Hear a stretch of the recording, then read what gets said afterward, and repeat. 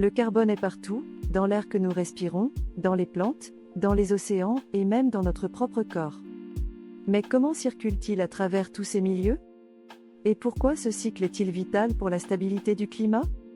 Aujourd'hui, embarquons ensemble pour comprendre le cycle du carbone, ce gigantesque système d'échange qui fait vivre notre planète. Qu'est-ce que le carbone? Le carbone est un élément chimique fondamental. Il entre dans la composition de toutes les molécules organiques, glucides, lipides, protéines.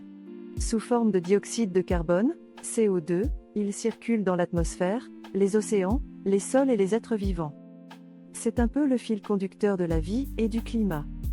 Les grands réservoirs de carbone sur Terre, le carbone est stocké dans plusieurs réservoirs naturels. L'atmosphère, où il se trouve sous forme de CO2 et de méthane, CH4. La biosphère, c'est-à-dire les plantes, les animaux et les micro-organismes. Les océans, qui contiennent du carbone dissous et du plancton. La lithosphère, c'est-à-dire les sols, les roches calcaires et les combustibles fossiles. Ces réservoirs échangent sans cesse du carbone à travers des processus naturels. Les flux naturels du cycle. Le cycle du carbone, c'est un vaste réseau d'échanges. Par photosynthèse, les plantes absorbent le CO2 pour produire de la matière organique. Par respiration, les animaux et les plantes rejettent une partie de ce CO2 lors de la décomposition, les micro-organismes libèrent le carbone contenu dans les matières mortes. Les océans absorbent et rejettent du CO2 selon la température de l'eau et la circulation des courants. Enfin, le volcanisme libère du carbone stocké dans les profondeurs de la Terre. Ces flux maintiennent un équilibre global. Ou du moins, ils le maintenaient avant l'ère industrielle.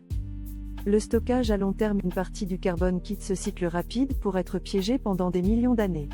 Dans les roches sédimentaires issues de restes d'organismes marins.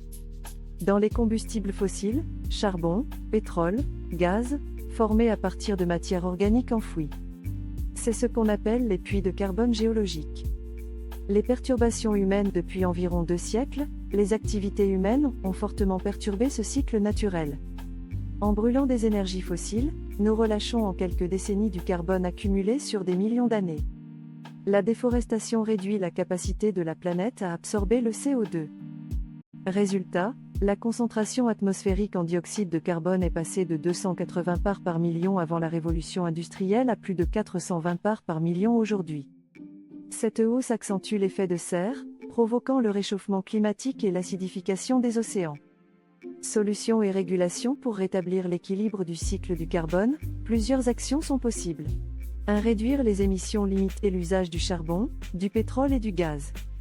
Développer les énergies bas carbone, solaire, éolien, hydraulique, voire nucléaire. Améliorer l'efficacité énergétique dans les transports, l'industrie et les bâtiments.